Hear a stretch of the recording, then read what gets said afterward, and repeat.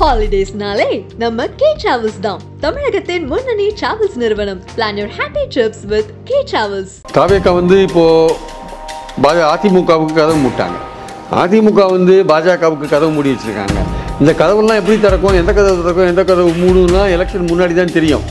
அதனால் எது ஒரு குழப்ப சூழல்.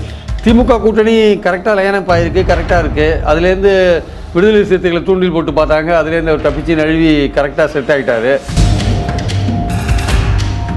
அப்போது தொண்டர்களை ஏமாத்துறதுக்கு ஒரு கணக்கு சொல்கிறீங்க. தொண்டர்கள் என்ன அவ்வளோ தூரம் காதில் பூசிட்டு இருக்காங்க, அவங்களுக்கு தெரியாதா?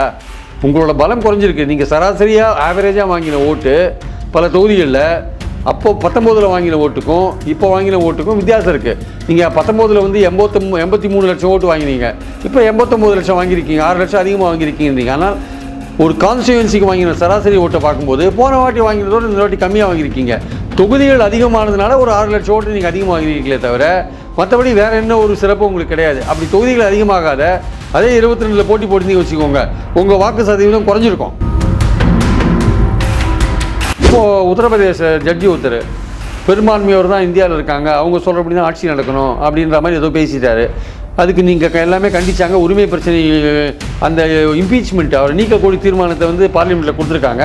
அதுக்கு கையெழுத்து கேட்டால் அதிமுக போட மாட்டேன்றாங்க. அவர் நீக்கக்கூடிய தீர்மானத்தை கையெழுத்து கேட்டால் அதிமுக போட மாட்டேன்றாங்க. ஏன் போட மாட்டேன்னீங்க? எதுக்காக போட மாட்டேன்னீங்க? ஸோ அதனால் வக்ஃப் பில்லில் நீங்கள் எவ்வளோ தீவிரமாக எதிர்க்கிறீங்களா சொல்லுங்கள். எல்லாம் பேருக்கு ஏதோ மத்திய அரசை வலியுறுத்துகிறோம், மாநில அரசை கண்டிக்கிறோம்னு போயிட்டுருக்கீங்க. நீங்கள் போங்க, அதை உங்களோட இஷ்டம் அது. ஆனால் சும்மா ஏதோ பாஜக இஸ்லாமியர்களுக்கு நான் தான் எல்லாம் பண்ணினேன் அப்படின்லாம் அது மாதிரிலாம் சொல்லியிருந்தீங்கன்னா அது நடக்காது. நீங்கள் எப்படி பாஜகவுக்கு வெளில வந்தீங்கன்னா நீங்கள் பாஜக அரசை கடுமையாக விமர்சிக்கணும். இப்போ ஒன் நேஷன் ஒன் எலெக்ஷனில் உங்கள் கருத்தை நீங்கள் சொல்ல மாட்டேங்கிறீங்களே, ஏன் பேசாமல் இருக்கீங்க?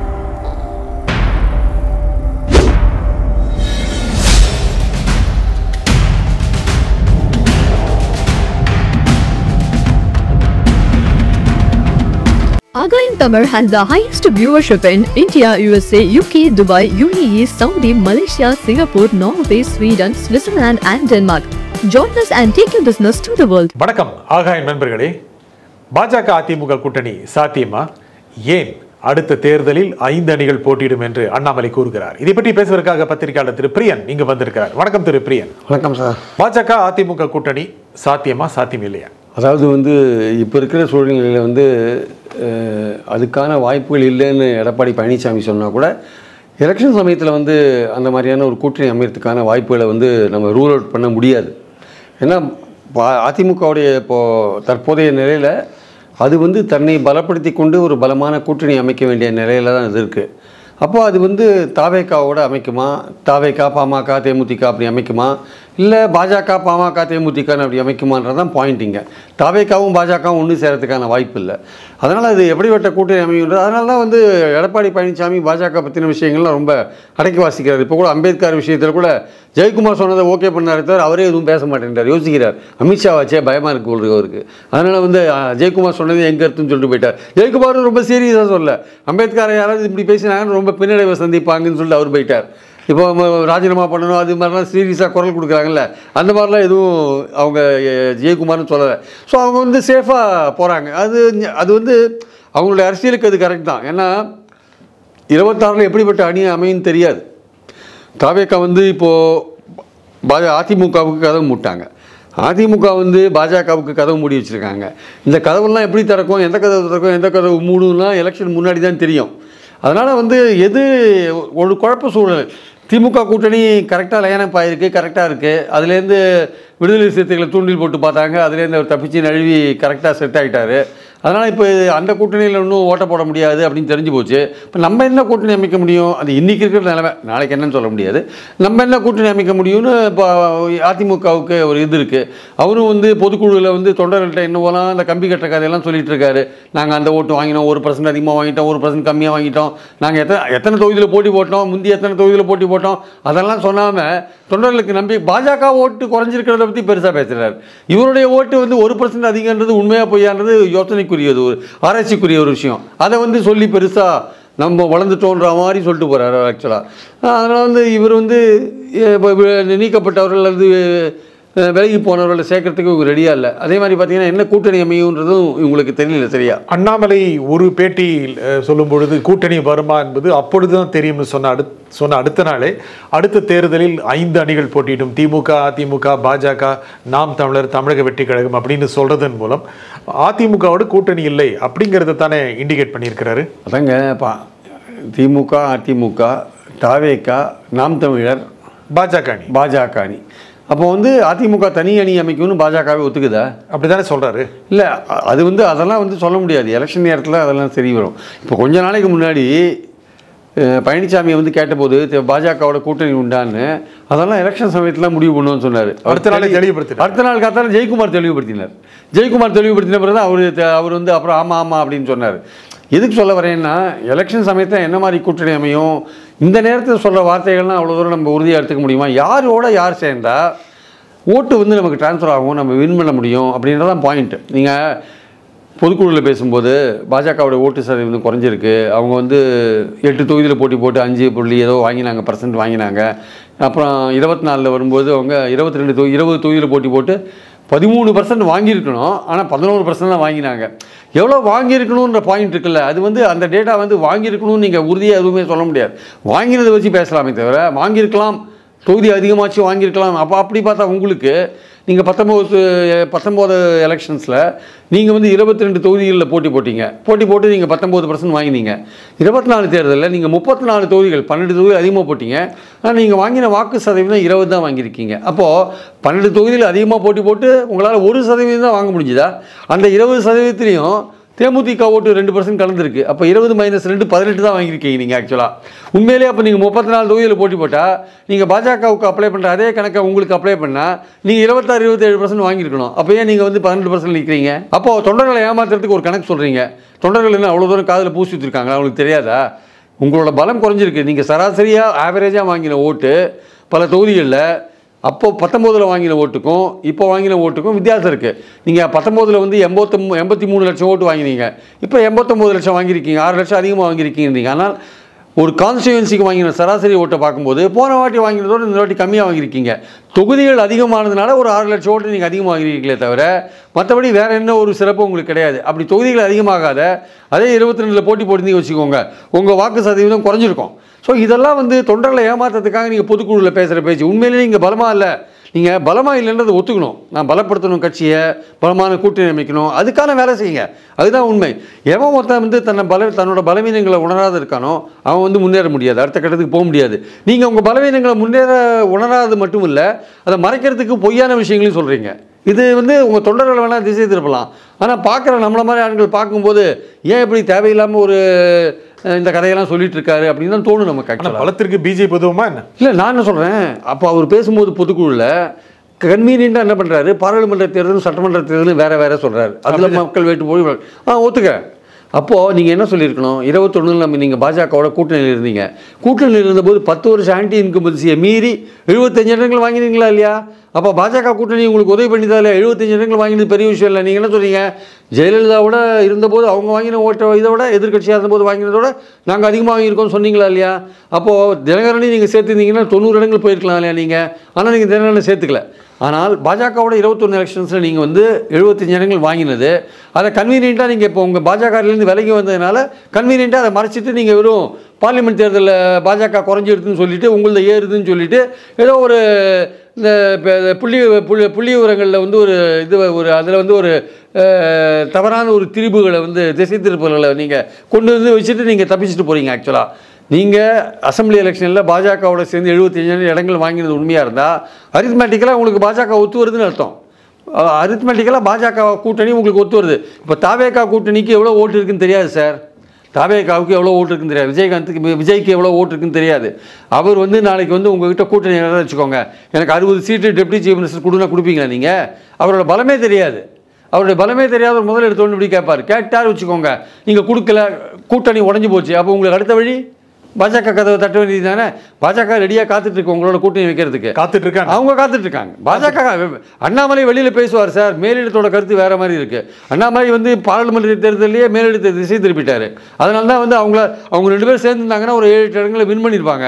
இத்தனை நேரம் ஏடிஎம்கே வந்து அமைச்சரவையிலேயே கூட இருந்திருக்கலாம். அண்ணாமலை பேச்சை கேட்டு மேலிடமும் வந்து சரி நம்ம செக் பண்ணி பார்த்துடலாம், அண்ணாமலை ஏதோ ஆகா ஓகோ சொல்கிறாரு, எண்மணி மக்கள்லாம் சொல்கிறாரு, போனால் கடைசியில் ஒன்றுமே இல்லை. இவர் இங்கே தோற்ற உடனே டக்குன்னு லண்டனுக்கு போய் பறந்துட்டார். 3 மாதம் இங்கே இருந்தால் நம்மளை வந்து ஏதாவது கேள்வி கேட்பாங்கன்ட்டு அங்கே போய் உட்காந்துட்டார். இவர் பேச்சை கேட்டு தான் மேலிடம் வந்து அந்த கூட்டணியை ஒர்க் அவுட் பண்ணலை. இவர் இல்லாத இருந்தாருன்னா அந்த கூட்டணி ஒர்க் அவுட் ஆகிருக்கும். ஒரு 7-8 இடம் வந்திருக்கும். வேலுமணி என்ன சொன்னார், 30 இடங்கள் வெற்றி பெற்று போன்னு சொன்னார்ல. அதிமுக பாஜக அதிமுக கூட்டணி. தமிழிசை என்ன சொன்னாங்க, கூட்டணி இருந்தால் நாங்கள் வெற்றி பெற்று போன்னு தானே சொன்னாங்க. பாஜகவில் இருக்கிற முக்கால்வாசி பேர் எக்ஸப்ட் அண்ணாமலை அவர் கூட இருக்கிற 1-2 பேர் தவிர மற்ற பெரும்பாலோர் எல்லாருமே அதிமுகவோட கூட்டணி போகிறது பெட்டர் தான் நினைக்கிறாங்க. மேலிடமாக தான் நினைக்கிறாங்க. இதுதான் பார்லிமெண்ட் தேர்தல் போது நினைச்சாங்க. அண்ணாமலை மிஸ்கைட் பண்ணிட்டாரு, மேலிடத்தை பண்ணி தோது ஒன்றும் இல்லாத போயிட்டாங்க. பிஜேபி வளர்க்கணும்ல, பிஜேபி தனியாக வளரணும் சார். வளருதுன்னு நீங்கள் ஆட்சியை பிடிக்க போகிறதில்ல சார். நீங்கள் வளரலாம், நீங்கள் இமீடியட்டாக 26 நீங்கள் ஆட்சியை பிடிக்க போகிறதில்ல. நீங்கள் மிஞ்சி போனால் ஒரு கூட்டணி கவர்மெண்ட் வந்துன்னா அதிமுக மெஜாரிட்டி வரலன்னா கூட்டணி கவர்மெண்ட்டில் வேணால் வரலாமே தவிர நீங்கள் ஆட்சியை பிடிக்கிற அளவுக்கு உங்களுக்கு வந்து எடுத்தோட 33% இங்கே வந்துடாது. அதுக்கான வாய்ப்பு வந்து ஏடிஎம்கேக்கு கொஞ்சம் இருக்குது. 20% அது 25% மாற்றலாம், கூட்டணி கட்சியோடு சேர்ந்து ஆட்சிக்கு வரலாம் அப்படின்ற ஒரு விஷயம் இருக்குது. அப்போது நீங்கள் அதுக்கான ஒரு வாய்ப்பை வந்து நீங்கள் எக்ஸ்ப்ளாய்ட் பண்ணாமல் அதுக்கு அந்த விஷயத்தில் நீங்கள் வந்து உங்கள் தெளிவாக அணுகுமுறையை கையாளாமல் நீங்கள் வந்து அண்ணாமலை வந்து என்ன பண்ணார், ஏதோ பாஜக பெருசாக வளர்ந்துருத்துன்ற மாதிரி சொன்னார். இப்போ அப்படி பிக்சர் தானே தர்றாரு. இப்போ அப்படியே ஒரு பிக்சர் மறுபடியும் கொடுக்குறாரு அவர். ஆக்சுவலாக அந்த பிக்சர் வந்து உண்மை இல்லைன்றது பார்லிமெண்ட் தேர்தலில் முடிஞ்சு போச்சு. அரித்மெட்டிக்கலாக பாஜகவும் அதிமுகவும் ஒன்றா இருந்தால் வின் பண்ண முடியும், ஓரளவுக்கு ஃபைட் கொடுக்க முடியும் டஃப். அதில் வந்து பாமகவும் தேமுதிகவும் சேர்ந்தாங்கன்னா இன்னும் பெரிய ஒரு வெற்றியாக ஒரு ரொம்ப தீவிரமான ஒரு ஃபைட்டை வந்து திமுக அணிக்கு கொடுக்க முடியுன்றதான் இன்றைக்கி இருக்கிற நிலைமை.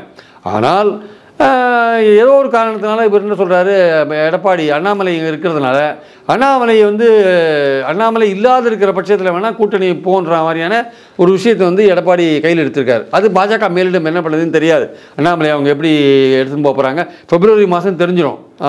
பாஜகவில் வந்து தேசிய மற்றும் மாநில அளவில் நிர்வாகிகள்லாம் மாறுவாங்க. அப்போ இவரோட நிலைமை என்னன்னு தெரிஞ்சிடும். மறுபடியும் அண்ணாமலை தான் தமிழக பாஜக தலைவராக போகிறார் அப்படின்னு தான் செய்தி. அது அவங்க ஆளுங்கள்லாம் கிளப்பி விடுறது மீடியாவில், அதெல்லாம் நீங்கள் நம்பாதீங்க. அது பாஜகவோட எதிர்காலம் 26 என்னவாக இருக்கும். அது மேலிடத்தை வந்து நீங்கள் பார்லிமெண்ட் தேர்தலில் மிஸ்கைட் பண்ணிட்டீங்க. அது எதிர்பார்த்த வெற்றி பெறலை. ஒரு 4 இடம் 3 இடமாவது பாஜக வந்திருக்கும், அதுவும் மிஸ் பண்ணிட்டீங்க. அதெல்லாம் மேலிடம் ஞாபகத்தில் வச்சுருக்காங்க. அதனால் இப்போ நிர்வாகிகளோட தேர்வில் வந்து என்ன மாதிரி நடக்கும்னு சொல்ல முடியாது. திருப்பி அண்ணாமலை தான் அப்படின்னு அவங்க பாஜக முடிவு பண்ணிட்டாங்கன்னா அதுக்கப்புறம் இவங்க வந்து அதிமுக வந்து அதில் சேரத்துக்கான வாய்ப்புகள் ரொம்ப ரொம்ப குறைவு. அப்போது தாவேக்காவோட டிமாண்டுக்கு அவங்க ஒத்துக்கணும். தாவேக்கா வந்தாங்கன்னா தாவேக்கா டிமாண்டு ஆட்சியில் பங்கு அதிகாரத்தில் பங்கு அது அதிமுக ஒத்துக்கணும்ல. ஒத்துனா தான் அவங்க வருவாங்க உள்ளே. இல்லாட்டி வரமாட்டாங்க. 60 இடம் கேட்பாங்க, ஆட்சியில் பங்கு கேட்பாங்க. அதுக்கெல்லாம் அதிமுக ஒத்துக்குமா? அது சரி. அப்போ ஒத்துக்கலாம் தாவேக்கா தனியாக போகுது.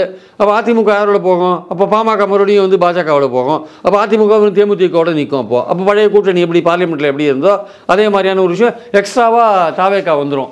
தாவேக்கா வந்தது மட்டும் இல்லாமல் அது திமுகவுக்கு எதிரான ஓட்டையும் பிரிக்கும். அது பாஜகவுக்கு எதிரான ஓட்டையும் பிரிக்கும். அது திமுகவுக்கும் நஷ்டம், அதில் அதிமுகவுக்கும் நஷ்டம் வரும். அதெல்லாம் வந்து அல்டிமேட்டாக பார்த்தீங்கன்னா திமுகவுக்கு கொஞ்சம் அவங்க எதிர்ப்பு ஓட்டு பிரியறதுனால அவங்க கொஞ்சம் வின் பண்ணுறதுக்கான வாய்ப்புகள் கொஞ்சம் அதிகமாக இருக்குது ஆக்சுவலாக. அதனால் அந்த நிலைமைக்கு இது தமிழ்நாடு அரசியல் போதா இல்லையான்றதை எடப்பாடி தான் தீர்மானிக்கணும். அவர் தான் வந்து முடிவு பண்ணணும். ஏன்னா அவருக்கு வந்து வாழ்வாசாவா 26ன்றது.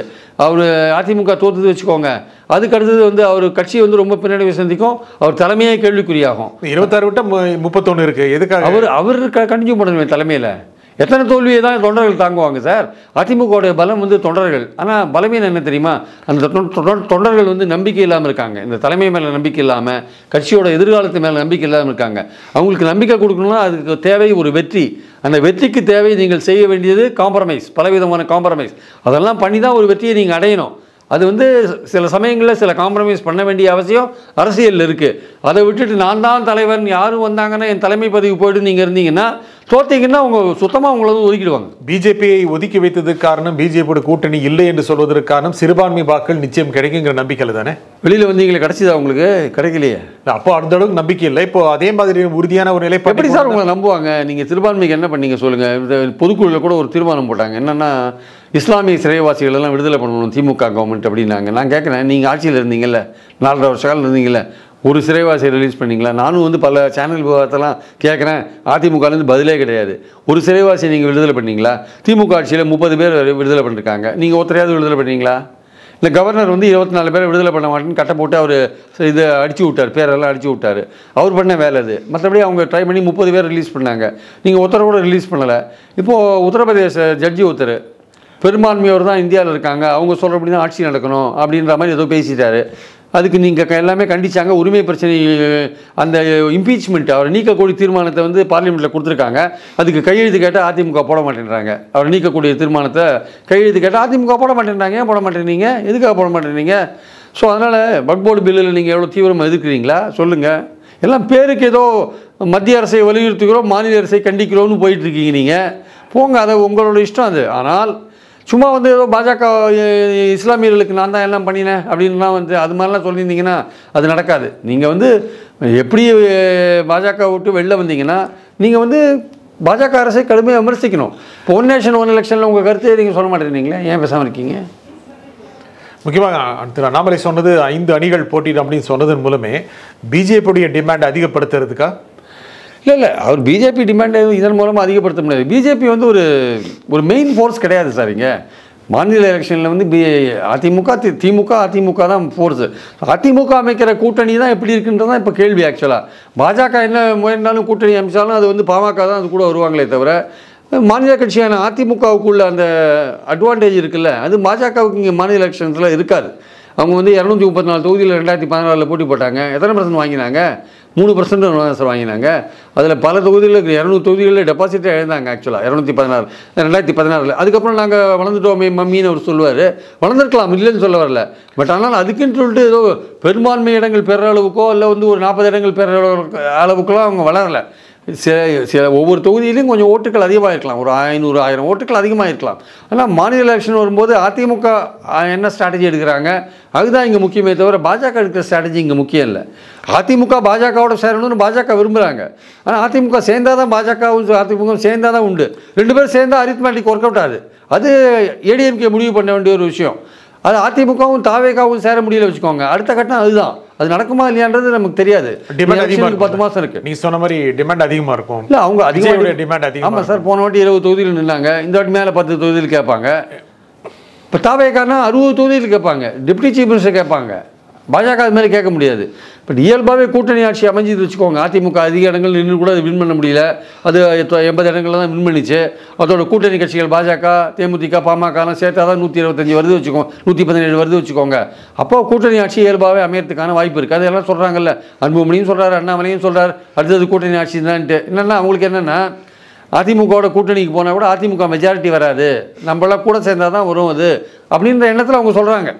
ஆனால் அதிமுக இல்லாமல் பாஜக தனியாக சந்தித்து வச்சுக்கோங்க, அது வந்து நிச்சயமாக பெரிய இடங்கள் பெறுவதற்கான வாய்ப்பெல்லாம் கம்மி. அதே சமயம் திமுக வெற்றி பெறுவதற்கான வாய்ப்பு இன்னும் அதிகமாகும். போன வாட்டி வந்து 21 கொங்கு மண்டலத்தில் பாஜகவும் அதிமுகவும் சேர்ந்துருந்தாங்க, 10 இடங்களை பிடிச்சாங்க. ஆக்சுவலாக வந்து இந்த வாட்டி அவங்க பாராளுமன்ற தேர்தலில் பிரிஞ்சிருந்தாங்க. அங்கே கொங்கு மண்டலத்தில் 7-8 தொகுதிகளில் ஒரு தொகுதி கூட இவங்க 2 பேரால் பிடிக்க முடியல, எடுக்க முடியல. ஆனால் அந்த இந்த வாட்டி மறுபடியும் வந்து பிரிஞ்சிருக்காங்க வச்சுக்கோங்களேன்.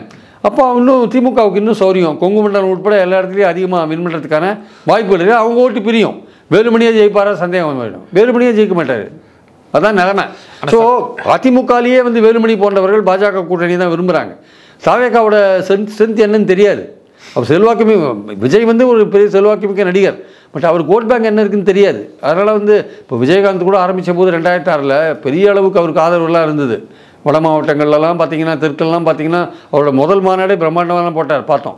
பட் ஆனால் ஓட்டில் வந்து அவர் மட்டும்தான் வின் பண்ணார், மற்ற இடத்துலாம் வின் பண்ணவே முடியல. ஸோ அதனால் விஜய் வந்து எப்படி போகும், அவருடைய வாக்கு சதவீதம் ஒரு பக்கம் இருக்க, ஒரு எத்தனை இடத்துல வின் பண்ணுவார் இருக்குல்ல, அது ஒரு பாயிண்ட் இருக்குல்ல. நீங்கள் வாக்குகள் கூட வாங்கலாம், வெற்றி பெற இடங்கள் அதிகமாகணும்ல, இருக்கணும் இல்லையா?